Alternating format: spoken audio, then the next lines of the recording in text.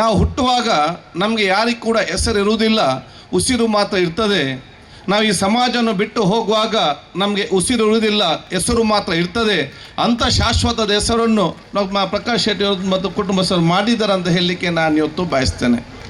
ಯಾಕೆಂತ ಹೇಳಿದ್ರೆ MRG group ಇವತ್ತು ಗೌರವಂತ ಆಗಿರುವಂಥ ಚೇರ್ಮನ್ ಡಾಕ್ಟರ್ ಪ್ರಕಾಶ್ ಶೆಟ್ಟಿ ಅವರು, ಆಶಾ ಪ್ರಕಾಶ್ ಶೆಟ್ಟಿ ಅವರು. ಇವತ್ತು MRG ಅಂತ ಹೇಳಿದರೆ ಅವರ ತಂದೆಯ ಹೆಸರು ಮಾಧವ್ ಅಂತ ಹೇಳಿ, ಅದೇ ರೀತಿ ಆರಂತೆ ತಾಯಿ ಹೆಸರು ರೇಖಾ ಶೆಟ್ಟಿ, ಅದೇ ರೀತಿ G ಗೌರವ್. ಈ ಅವರ ಹೆಸರಲ್ಲಿ ಬಹುಶಃ ಇಬ್ಬರು ಈ ಒಂದು ಸಂಸ್ಥೆಯನ್ನು ಪ್ರಾರಂಭ ಮಾಡಿ ಸಮಾಜದ ಎಲ್ಲ ಜಾತಿ, ಎಲ್ಲ ಮತ್ತು ಎಲ್ಲ ವರ್ಗದವರಿಗೆ ಒಂದು ಮಾನವೀಯತೆಯ ಪ್ರೀತಿ ವಿಶ್ವಾಸದ ಯಾವುದೇ ಒಂದು ಜಾತಿ ಧರ್ಮಗಳ ಭೇದವಿಲ್ಲದೆ ಸಂಕಷ್ಟದಲ್ಲಿರುವವರಿಗೆ ವೈದ್ಯಕೀಯ ಇರಲಿ, ಶಿಕ್ಷಣ ಇರಲಿ, ಕ್ರೀಡೆ ಸಂಘ ಹಾಗೂ ವಿವಿಧ ಕ್ಷೇತ್ರದ ಸಂಘ ಸಂಸ್ಥೆಗಳಿಗೆ ತಮ್ಮ ಸಹಾಯ ಹಸ್ತ ನೀಡುವುದು ಸಮಾಜಕ್ಕೆ ಮತ್ತು ರಾಜ್ಯಕ್ಕೆ ಒಂದು ಮಾದರಿಯ ಕಾರ್ಯಕ್ರಮ ಅಂತ ಹೇಳಲಿಕ್ಕೆ ನಾನು ಇವತ್ತು ಇಚ್ಛಿಸುವಂಥದ್ದು.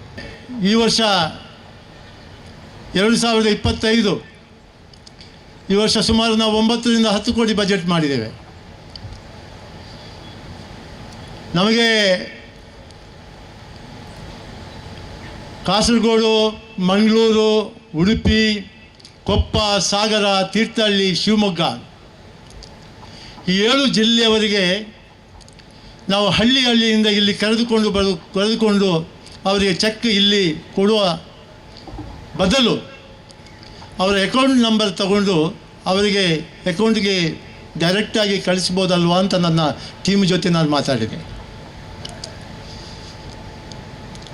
ಅವರು ನನ್ನ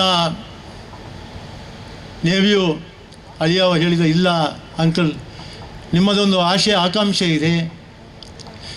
ಯಾಕಂದ್ರೆ ನಾನು ಯಾವಾಗಲೂ ಹೇಳ್ತಾ ಇದ್ದೆ, ಇವತ್ತು ಎಷ್ಟು ಜನ ಕೂತಿದ್ದೀರಿ, ನಾನು ಕೂಡ ಬಾಲ್ಯದಲ್ಲಿ ಅದರಲ್ಲಿ ಒಂದು ಸಾಲಿನಲ್ಲಿ ನಾನು ಕೂಡ ಕೂತವನು.